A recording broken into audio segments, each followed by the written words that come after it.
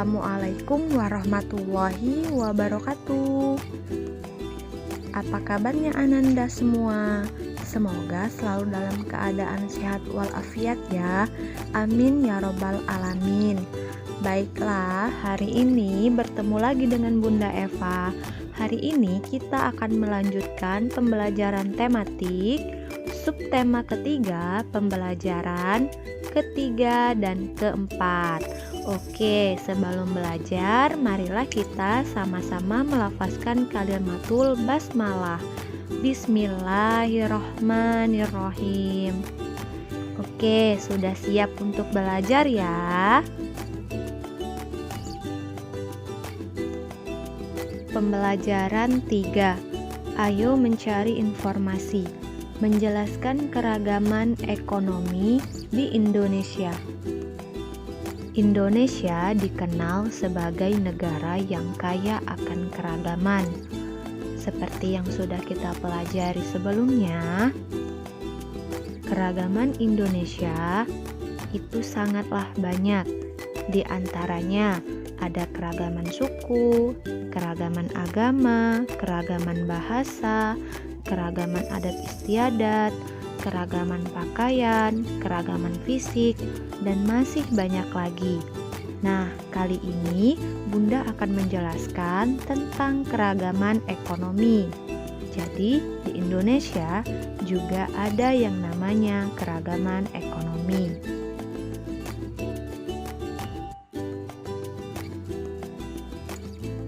Tahukah Ananda apa yang mempengaruhi keragaman ekonomi di Indonesia?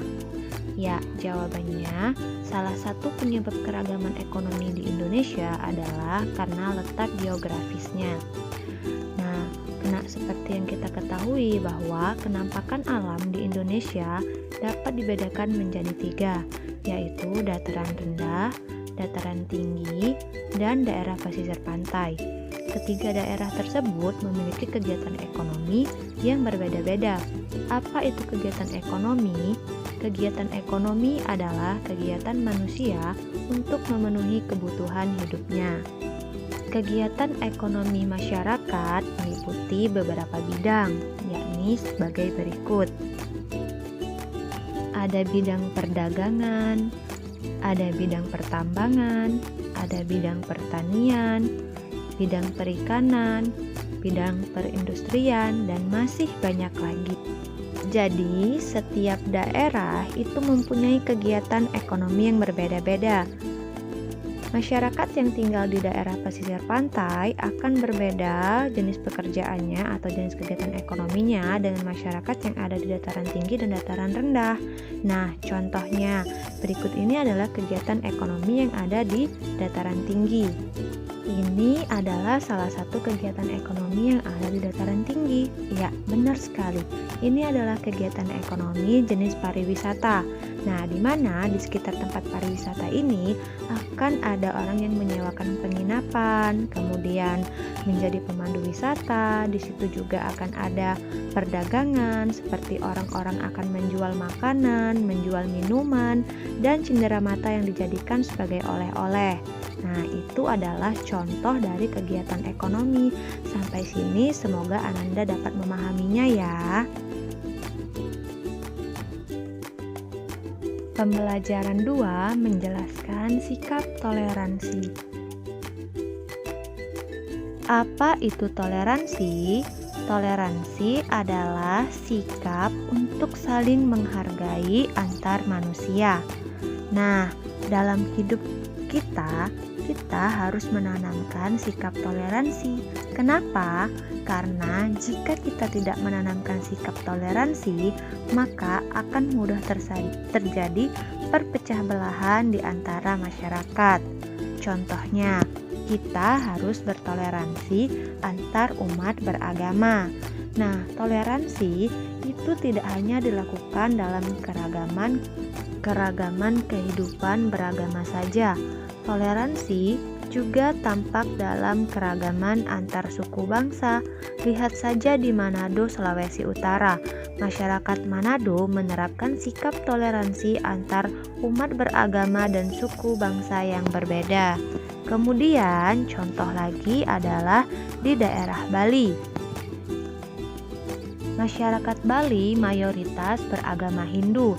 Agama Islam merupakan agama terbesar kedua di Bali. Selanjutnya ada agama Kristen, Katolik, dan Buddha. Toleransi antar umat beragama yang terdapat di Bali sangatlah tinggi dan patut kita jadikan contoh untuk kehidupan kita sehari-hari.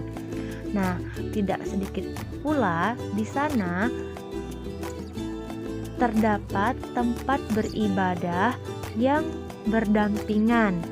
Contohnya, masjid, vihara, dan gereja itu berdampingan dengan pura, tetapi semuanya saling menghormati perbedaan yang ada sehingga tidak terjadi perpecah belahan antar masyarakat. Nah, itu adalah contoh toleransi dalam kehidupan beragama.